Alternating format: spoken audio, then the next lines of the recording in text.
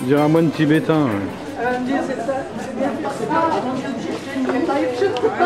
Par ces beaux revêtements de mosaïque sur fond d'or, à représentation, faire des représentations d'êtres animés. Donc ce sont surtout des arbres fruitiers pour donner l'échelle aussi. Les artistes représentent parfois des constructions juste pour donner l'échelle. On a là-bas un édicule soutenu par 8 colonnes en marbre, des colonnes de réemploi qui datent de la période romaine. Les objets de valeur, le trésor, tout ce qui avait de la valeur dans la mosquée, dans le dôme du trésor,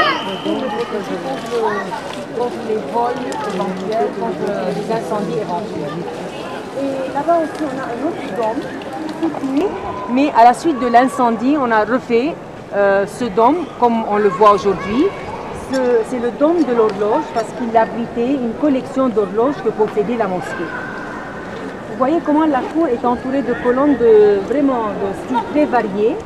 Il y a des piliers carrés, des colonnes très élancées là-bas. Et en outre, la mosquée possède 3 minarets. Le minaret qui se trouve au centre de la façade nord de la mosquée. Comment peut-on s'orienter dans une mosquée? Vous savez? Toujours les salles de prière doivent faire face à la Mecque. Nous nous trouvons au nord de la Mecque, donc le sud vers la Mecque c'est comme ça. À l'opposé c'est le nord. Le minaret s'appelle le minaret de la fiancée, d'après la légende, la tradition, on ne sait pas si c'est vraiment vrai. La fille d'un riche notable damascèn avait offert au calife de lui fournir le fer nécessaire à la couverture du minaret, comme le fer était un matériau rare à Damas. Et lui-même lui avait promis de lui offrir le prix du fer, son poids le prix du fer, son poids en or. Comme il avait tenu sa parole, elle finit par l'acquitter, elle devait se permettre de l'acquitter de sa dette. Lui-même finit par se marier, sa main et se marie. Et depuis, ça s'appelle le minaret de la fiancée.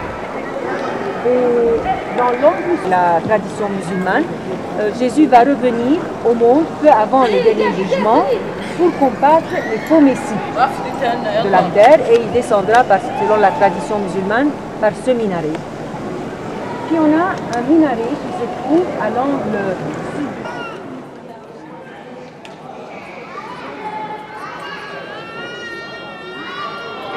Des jardins vergers entourant la ville.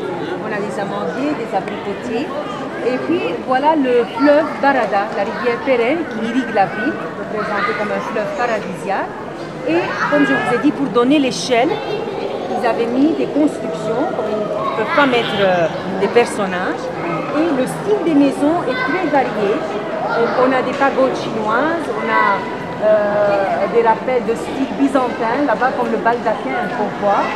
Et ceci reflète la diversité des civilisations et des cultures absorbées par l'expansion musulmane qui a été à l'est jusqu'aux confins de la Chine. Et plusieurs arts ont été absorbés par les Arabes, l'art de la miniature, d'autre part, l'art de la faïence. Ça montre un peu la Mecque, ce sont les niches de prière. Donc ça c'est le sud. On peut toujours bien voir en place la nef centrale de l'église byzantine. Donc dans le mur de la Qibla, on a 4 niches de prière sculptées. À l'extrémité est et dite la niche de prière la plus ancienne. On l'appelle la niche des compagnons du prophète.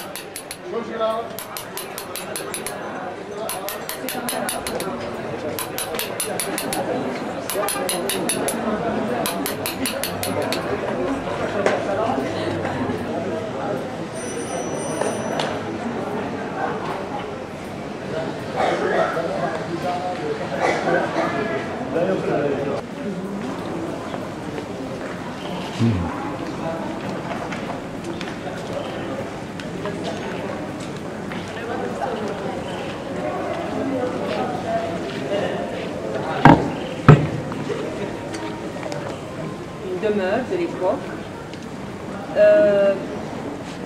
La maison, comme ce palais, cette maison se trouve dans le vieux quartier musulman. On a des espaces spécialisés, hommes-femmes, privés, publics. Donc la maison est construite dans le magnifique en 1554. C'est le premier projet réalisé après la prise de Damas. À Istanbul, on a commencé à opter pour les salles de prière circulaires. Sinon, avant les types ottomans, les salles de prière étaient comme ce matin, rectangulaires. Et donc là, c'est la salle de prière, le bassin de jet d'eau au centre, ce qui avait servi de réfectoire. Une panoramique sur Damas. À partir du mont, on ne sait pas.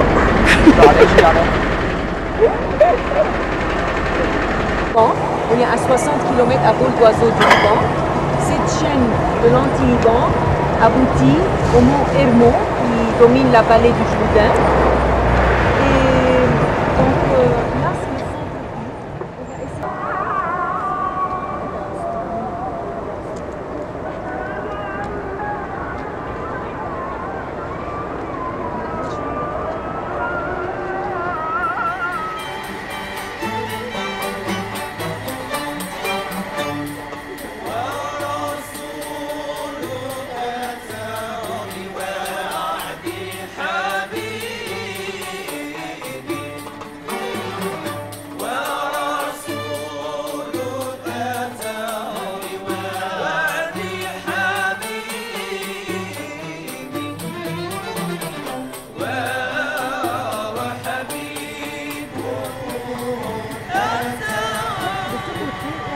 Centrer les lourds ouvrages massifs parce que relié à la terre quasi. Et on voit un aqueduc qui alimente le bassin qui se trouve dans le fossé entre le rempart extérieur et le rempart intérieur. Donc, c'est souvent que c'est plusieurs lignes défensives.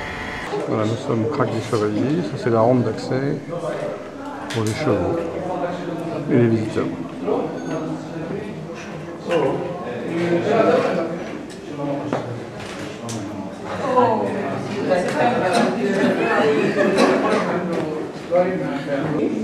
C'était une porte compliquée.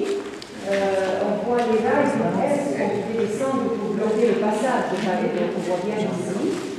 Et on peut ouvrir la fermeture aussi par une poutre pour glisser dans l'autre, qui permettait de lancer de l'huile bouillante ici.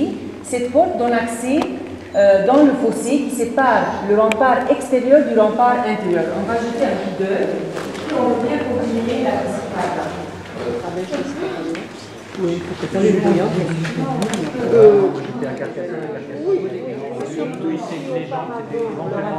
La légèreté, la grâce de cette galerie gothique dénote avec tout le reste qui relève d'une... En Occident, il avait importé et avait construit cette belle galerie en dernier lieu. La galerie dévance la salle de conseil. Si on avance un petit peu, on voit les deux entrées.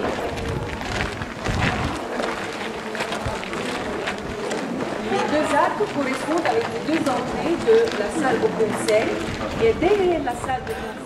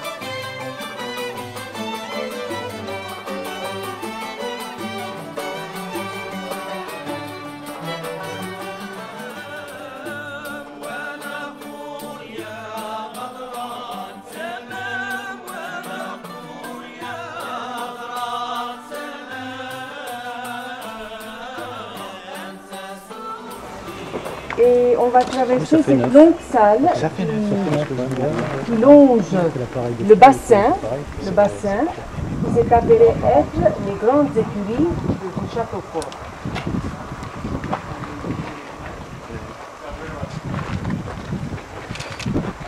Puis le glacis, ce mur en pente qui avait plusieurs fonctions, qui constituait d'abord un essorage massif construit, une mesure de protection contre l'érosion causée par l'eau de pluie, et aussi la surface lisse empêchait l'escalade, rendait l'escalade plus difficile, et puis le dos était plus découvert quand le sable était l'échafaudage. Et ils enlevaient le sable au fur et à mesure qu'ils construisaient.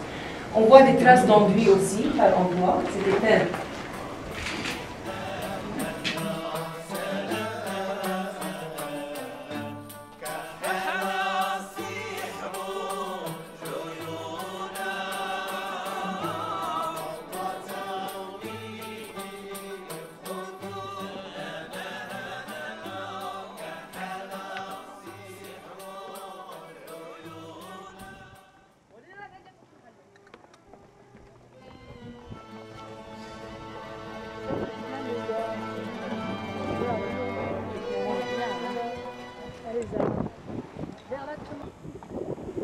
La bridge تاعهم on a la tour du moulin. On va continuer.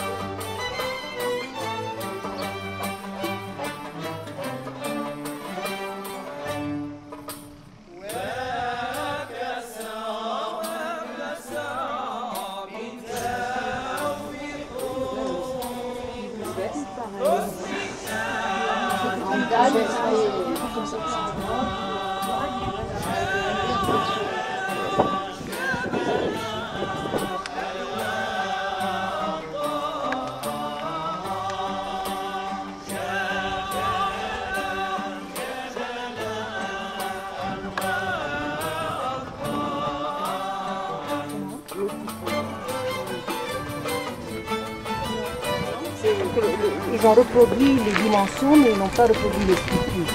Ah d'accord. Ah oui, ah oui,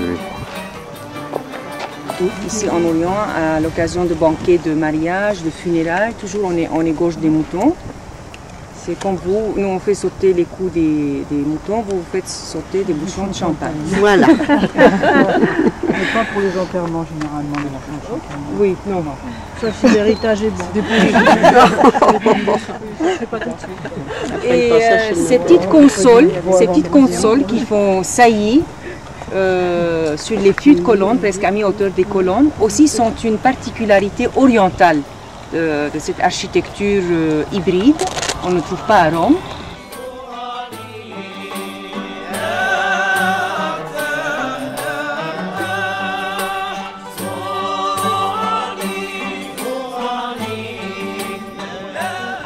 On va la voir, on a une à Bosra, on va la voir à Djerrach, donc c'était vraiment être dans le coup que d'avoir cette belle avenue au cœur de sa cité.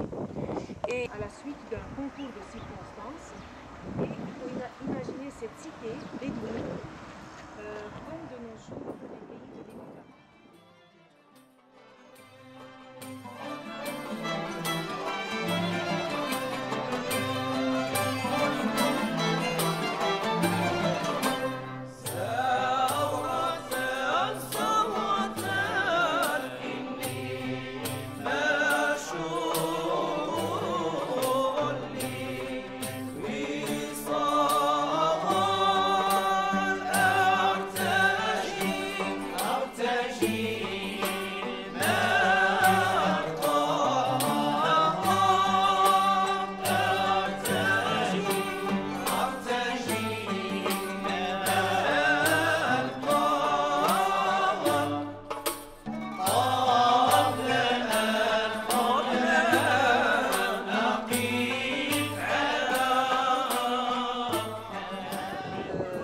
De collines pour sculpter les gradins. On va aller visiter le théâtre. Table, personnage important durant les jeux, durant les spectacles. On voit la scène et on voit le mur de scène très élaboré. Ces formes arrondies sont des formes très romaines. On va aller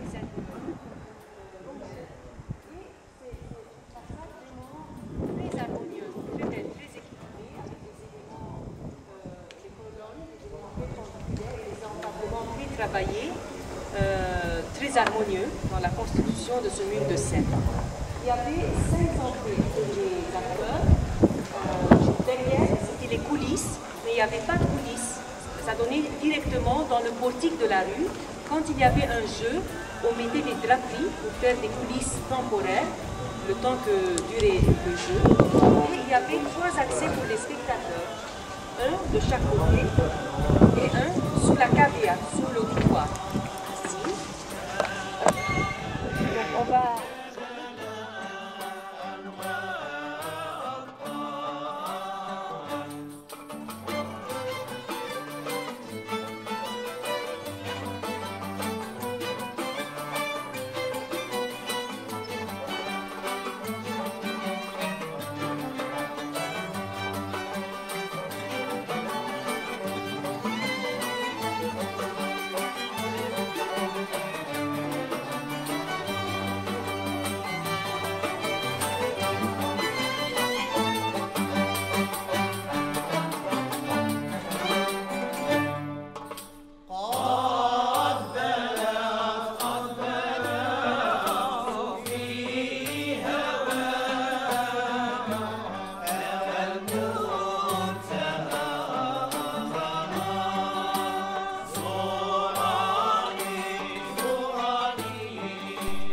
À l'écart de la cité de Palmyre ont été édifiés des tombeaux en forme de tour.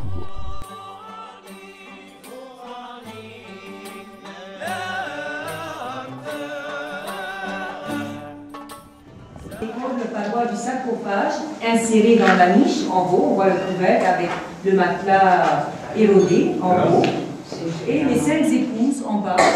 Un des frères a dû pratiquer la polygamie ou a dû se remarier durant sa vie. 5 épouses pour 4 hommes en haut. Et c'est pareil, on voit comment les sarcophages étaient insérés par étages, en travées parallèles, étagés en hauteur, et on scellait les sarcophages avec des dalles de pierre où étaient représentés les défunts en buste.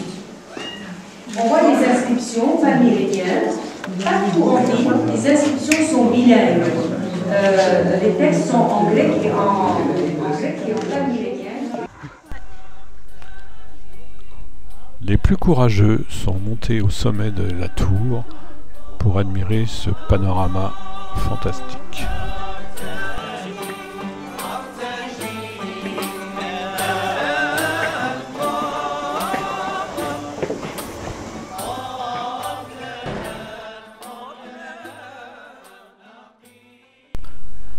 Dans la vallée de l'Oronte, la ville d'Hama nous offre un merveilleux spectacle avec ses gigantesques norias.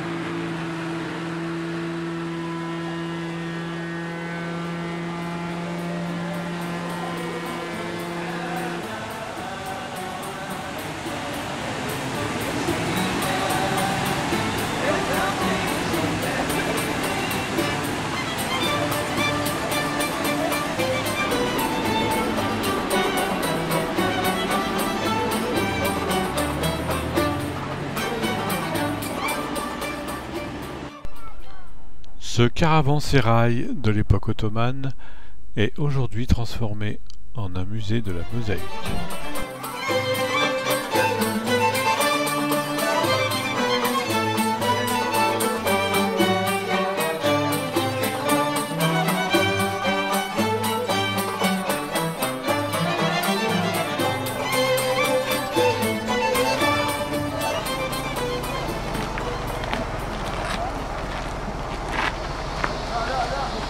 Voilà, c'est l'entrée d'une maison patricienne. Nous sommes à Apamée.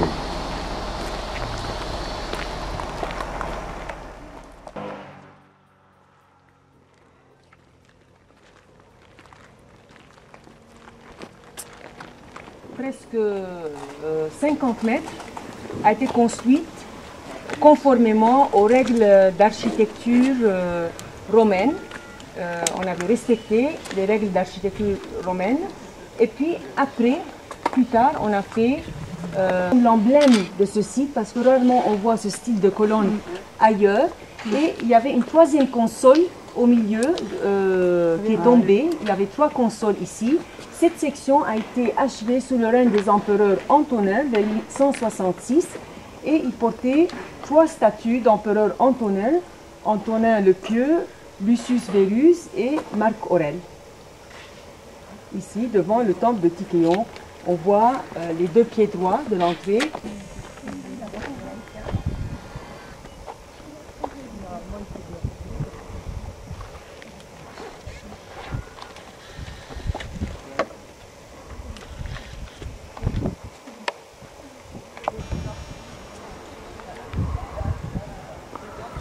Là, nous sommes dans les ruines des thermes d'Apamée. Ici, on a un tronçon de mur qui reste en suspension. On se demande comment.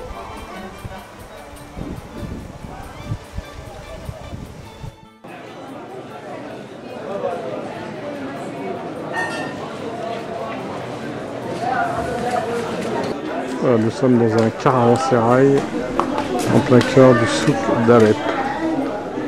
Grandeur du passé. Et maintenant c'est très dégradé.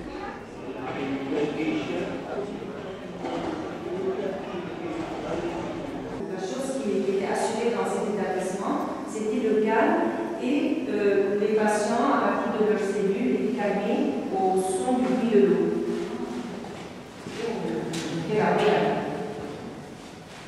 Donc c'est un peu ça, c'est un peu désordonné, parce qu'on vient tout nouvellement, ce n'est même pas ouvert encore au public, parce qu'on vient tout nouvellement de le mettre en état.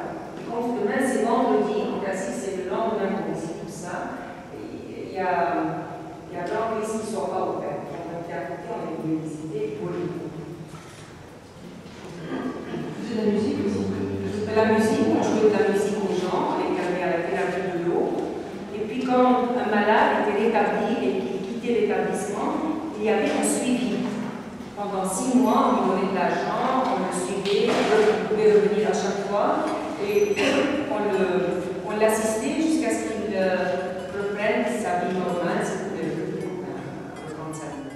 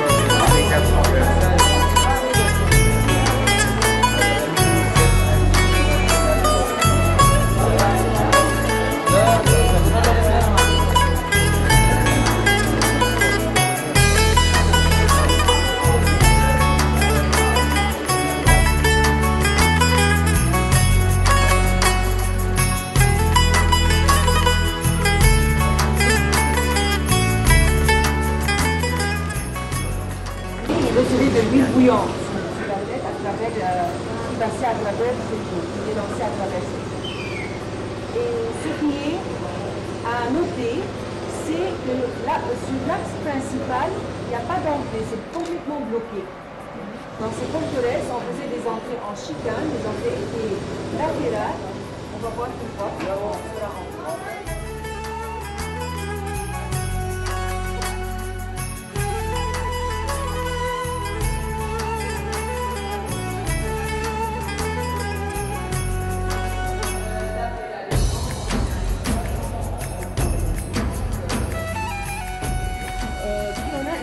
Un peu plus haut, c'est celle de la petite mosquée ou la mosquée dite d'Abraham.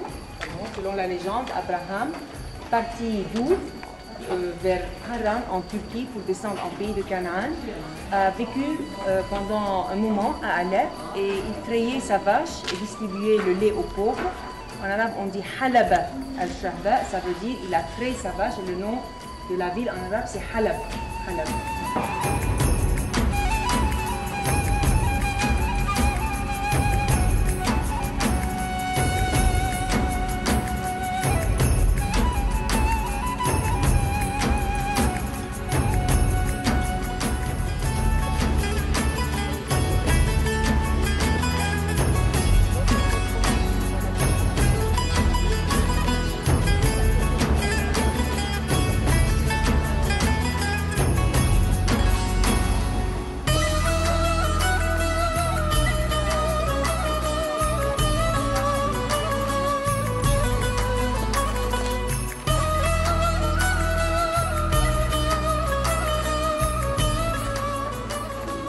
Donc là nous sommes au sommet de la citadelle, à la grande mosquée, quelques ruines en cours de restauration.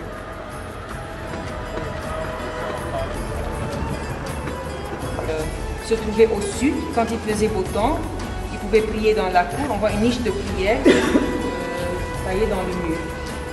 Et dans la mosquée, toujours quelque chose pour pouvoir faire des ablutions avant la prière. On voit la salle de prière, c'est une ancienne mosquée du XIIIe siècle. Donc nous sommes toujours dans la cité d'Alep. Là on vient de découvrir des soubassements hittites dans le site de fouilles. Très impressionnant. par quartier. Par exemple, si vous allez dans certains quartiers aujourd'hui, c'est ville morte. Il y a une forte concentration de musulmans. Si un boutiquier chrétien a ouvert sa boutique dans ce quartier, il va fermer forcément le vendredi. Suit le quartier. Le mode déconditionné dans ces salles, dans ces pièces intérieures ou ces salles intérieures. Cette salle sert pour différentes manifestations, pour des dîners de gala, pour des auditions musicales, pour des expositions.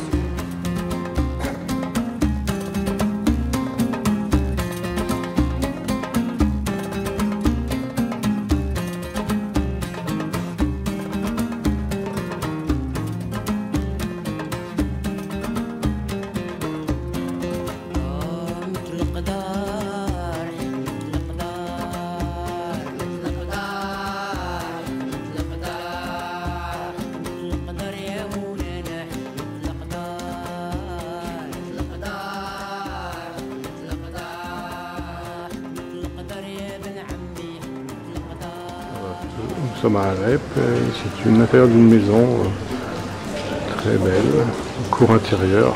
On ne soupçonne absolument rien d'extérieur, c'est très joli, très calme. Vous vous rappelez au palais Asri, la pièce intérieure et extérieure devant le bassin de jet d'eau. Et comme je vous ai dit, dans les maisons traditionnelles à l'époque, il y a un très beau travail de dentelle de pierre. Et puis ces maisons possèdent des caves extraordinaires qui sont connectées avec la citadelle. Si vous avez assez de jambes, on peut descendre visiter. Oui. Du bon vin? Ceux qui veulent.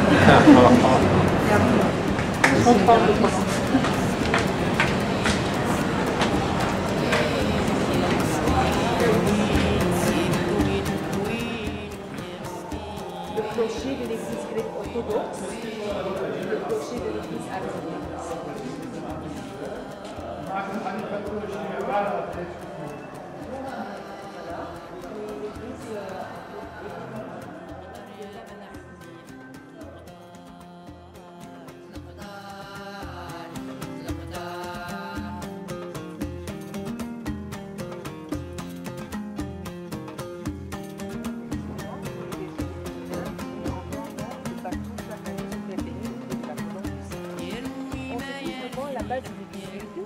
On a une sorte de poche dentée recouverte autrefois par 3 charpentes en bois et en cuivre.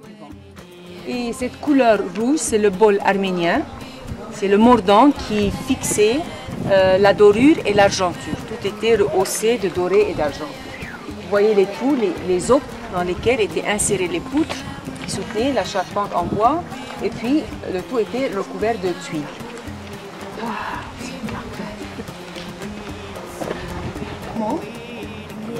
Les blocs de pierre s'emboîtent et se tiennent sans ciment. C'était la technique de construction. À l'époque, le matériau est très solide, c'est la pierre calcaire. Pompe de la main pour recevoir l'hostie avait fait réfléchir les archéologues. Ils se sont dit que dans cet environnement de village, dans cette campagne où les hommes étaient tournés vers le travail de la terre, c'était une forme d'ablution qu'ils pratiquaient avant d'assister à la messe. Ils s'arrêtaient aux heures de la prière pour prier.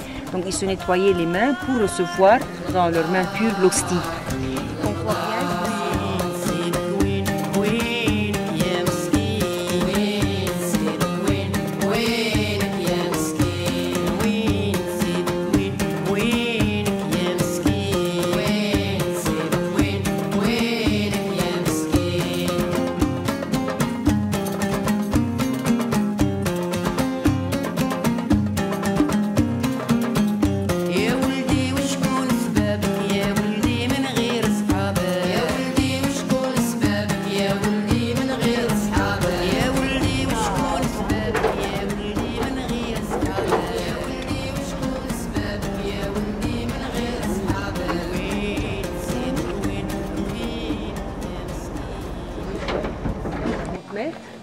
Haut à Mendon, haut de 30 mètres, large de 28 mètres.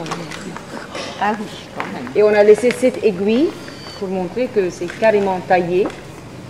Et autrefois, on pouvait jeter un pont-levis pour franchir de l'autre côté. Au-dessus de nous, le grand donjon, complètement aveugle pour se protéger contre d'éventuelles flèches. Et puis les 3 tourelles, on va longer le mur. Il y a une première tourelle, une seconde et une troisième, sont d'époque byzantine, refaites par les croisés. Alors on va aller de ce côté. Cette forteresse a été habitée plus tard, donc il y a plein de choses.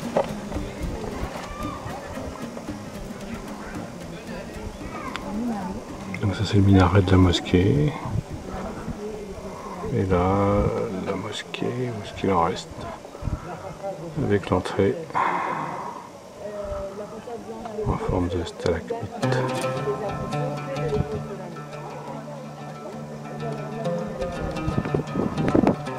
Le filmeur filmé. Je te vois moi. Hein. Coucou. Coucou. Charmant ce jeune homme, mais je n'aimerais pas voir le résultat. Voilà.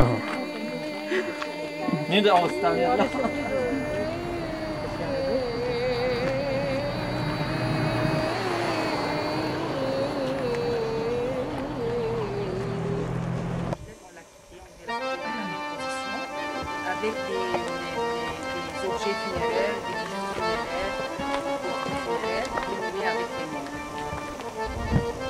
Et c'est tout à fait par hasard que laboureur, de labourer son terrain et le souffle de sa charrue pour lire quelque chose qu'on ne marche pas. Et quand il déclare, il tombe sur les initiales d'un pharaon en cuivre. On a vu des fabricants d'armes, des épées, des poignards dans son atelier, des potiers. Donc toute la ville se trouvait ici.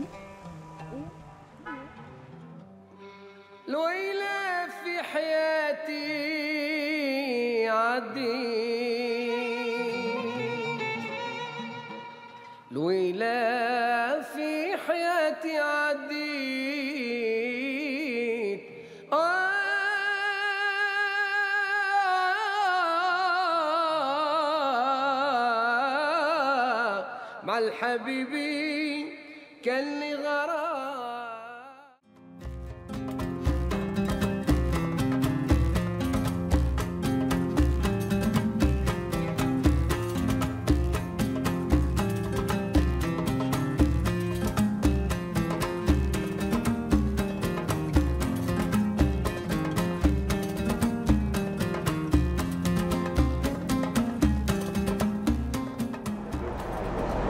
إلي ملكي تذكرني روج اخمل بشموتي بعلرها أبليح لحمة كل يوم وفر ليها حديوض اخمل أنا حمغوفر نجي مقطع مينا لو فشت أخلينا حبجغ بيوض بس حصلنا حمش هذا عمي.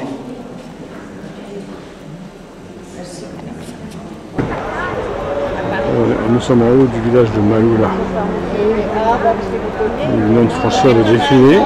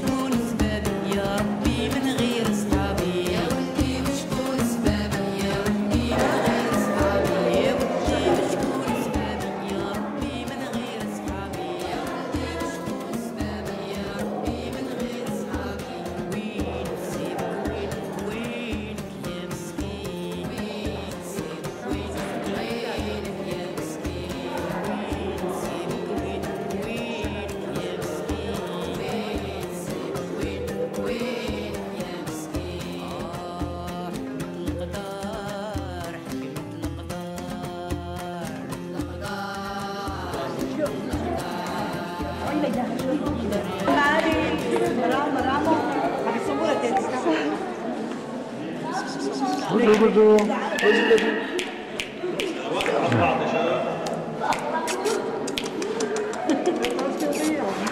Voilà, c'est bien. Nous sommes à Bosra et voici la porte romaine.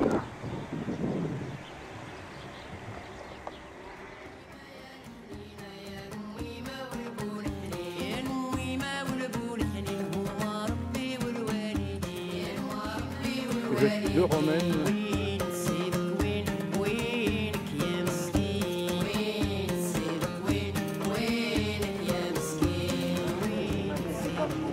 Les entrepôts de la ville avec les colonnades et soupiraux.